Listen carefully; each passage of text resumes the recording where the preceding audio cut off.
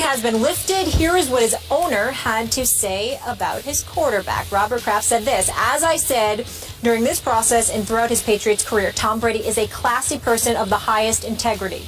He represents everything that is great about this game and this league, yet with absolutely no evidence of any actions of wrongdoing by Tom in the Wells report. The lawyers at the league still insisted on imposing and defending unwarranted and unprecedented discipline. Judge Richard Berman understood this, and we are greatly appreciative of his thoughtful decision that was delivered today. Now we can return our focus to the game on the field." Well, not really, because there's going to be an appeal. Mark Schlereth is here. Thanks for being with us. It's my pleasure. Always good to have you. Mark, how do you view Brady now that he's won essentially at this point? Listen, I've never really viewed him any differently throughout this whole process, which has been fairly ridiculous. I always viewed this as being pulled over for going 72 and a 65 and then spending a year in jail for it. The whole process to me has been ridiculous, and this is more about culture of the National Football League. There has been, since the inception of this league, people who have circumvented the rules. And you don't have to go far in any team to look at how they've circumvented the rules. And it's dealing with circumventing those rules. Cheating, in this case. Just because the excuse is not, well, everybody does it, right? So, and that's kind of what I'm laying out here. Everybody does it, doesn't make it right. But the thing is the league has never really punished it before. It's a slap on the wrist. It's, hey, let's send out a letter, say, guys, we know you're doing this, please stop doing it. And this has gone to an extreme, this extreme kind of quote-unquote witch hunt that obviously Judge Berman decided, I disagree with the way the league went through this process with and I heard you talking this morning, the fairness of this process. And so I've never really viewed Brady any differently. I mean, he is one of the greatest, whether he did, whether he didn't, whether he had general awareness, whether he didn't have general awareness. It really wasn't a big deal to me in the overall scheme of things, because I understand the culture of this league, and I understand they're trying to change the culture of this league. I think they just went about it the wrong way. Yeah. Can I say, to your question on what do you think of Brady, it seems to be tough for people to realize and to separate what you think of Brady and what you think of this case. I'll take myself for example. I think the world of Brady. I think Brady is one of the best quarterbacks of all time, and from what I've been told, a great guy, a great teammate, a great friend. But I also think he looks very culpable in this situation, and that his punishment should have been upheld. They're not one and the same. You can think highly of Brady and think this punishment should have been upheld. We often seem to think these are just proxies for how we view the Patriots. Like, I'm just a Patriots fan or I'm not a Patriots fan. I'm a Brady fan or I'm not a Brady fan. That's not what this is about. It's not about being emotionally attached to any one emblem or human being. You can hold both opinions. I think Brady is great. He will go down as great. And when it's all said and done and somebody writes his obituary in the New York Times, this will be a very small line towards the end.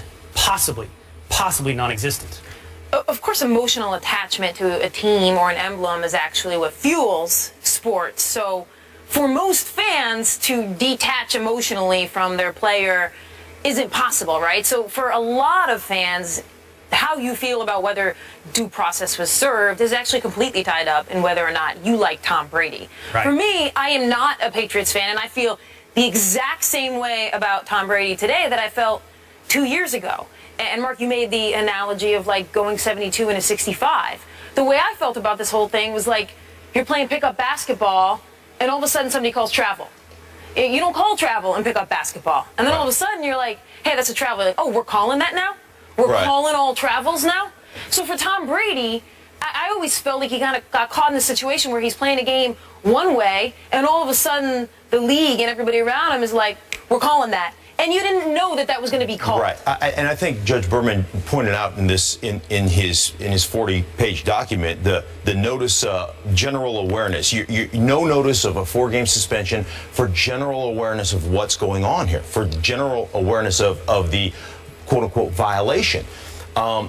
And that to me is a really important part, because if we're going to start suspending guys 4 games for general awareness of what's going on, we have to shut down the NFL season, okay? So if I'm in a locker room and I have a general awareness that one of my teammates is using Does that make me culpable to a 4-game suspension for a steroid violation? I have general awareness. That's a good That point. dude is a user.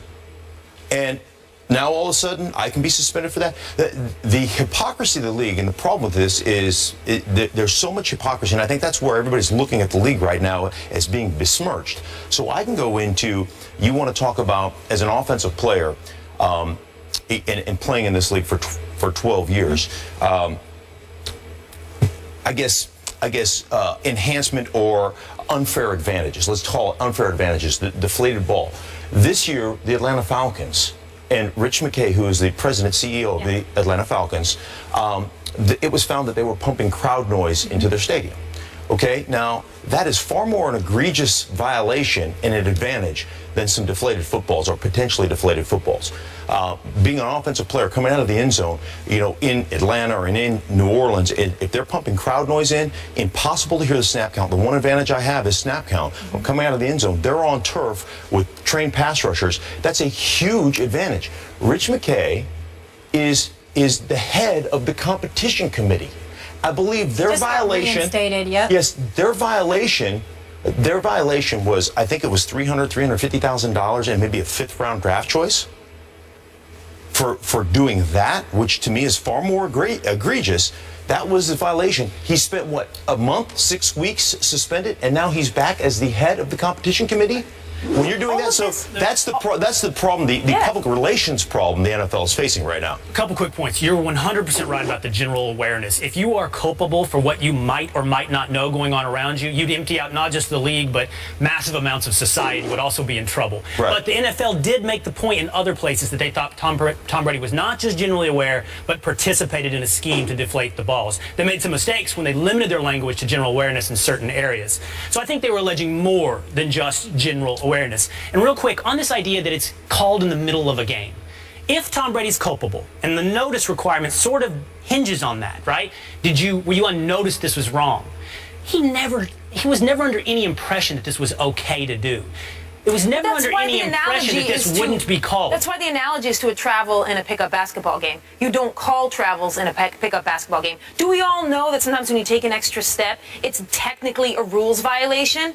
Sure, a travel is a rules violation. In a pickup basketball game, you all kind of agree not to call offensive fouls and not to call travels. So now in the middle of the game... Great lengths went to covering this up. Great lengths went to making it look like nothing to see here. So I have a hard time believing New England Patriots or Tom Brady or John Jastrzemski or McNally believed this isn't that big a deal. Their behavior simply suggests... Their behavior is a reaction. It's a reaction to the NFL as well.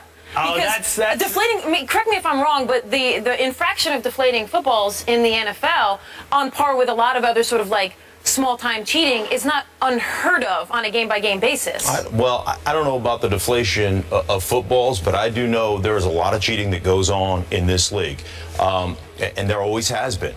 And that's part of the cultural issue that they're trying to change right now, and I understand those changes. But you could go back. There was a game, I believe, in November where the Minnesota Vikings were caught warming up the footballs with the heaters on the sideline. Complete violation of the rules. Why were they not drug into this? Why are those things not being brought up? Because the NFL is looking at it, and I do believe this is a Lifetime Achievement Award. We want to go after the New England Patriots, and there's a lot of jealousy between owners. Right? There's a handful of owners that say, we want to see, we know they've done things that are not above board. We're not going to look at our own sins, but you know, our sins are minor compared to what those guys are doing, because those guys are a bunch of cheaters, and they are basically forcing this issue. And I would hope that the owners would look at this situation, what's good for the game, and say, we need to make changes. But the bottom line is money doesn't care who owns it. So it doesn't matter, you know, just because you have a lot of money doesn't make you a guy that's going to make intelligent decisions. It doesn't make you a guy that's going to make reasonable decisions. And so I look at the ownership and say, I hope it's a catalyst for change. I don't know that it's going to be, because they continue to get beat up in court, one after the other, after the other, after the other. I hope it's a catalyst for change so that they can come together and collective bargain these things. Well, and they're trying to make all these changes at 100 miles an hour. I mean, their house is out of order, and they got caught with this in a dead sprint. At what point are they going to realize they got to slow down, maybe reevaluate Be proactive rather than reactive. instead of just making all of these decisions when your house isn't even in order on what you are disciplining? Right, so as soon as something like this happens, we're reactive as a league. Then we commission a study, and we bring a bunch of people in that have never been inside a locker room, never coached a team, never played, and they make what they think is a reasonable decision on how we're going to go about this. And there's no collaborative nature between players, between the Players Association, and between the NFL. And ultimately, if you don't have that collaboration and you're not in lockstep with that, it's just never going to work out. So why they wouldn't do that, why they have adhered to this, the commissioner's got the ultimate autonomy and authority to do whatever he wants, it really makes no sense to me why they wouldn't actually collaborate. But there is, bad blood between the two, that's for sure. I feel like they also pull public opinion as well, too, and do factor that in as well, especially we saw that with Ray Rice. No question. Mark, thank you so much for being with us. Always a pleasure. Have a fantastic Labor Day weekend. I will, thank you. You enjoy with the fam. We'll see you soon. And up next, we're going to talk about the quarterback Tom Brady faced in the Super Bowl. Russell Wilson locks in on a fat new contract with the Seahawks. Good for him. Now, can Wilson and the Hawks look onto a third straight Super Bowl trip? It's the NFC bottom lines. That's next. Stay here.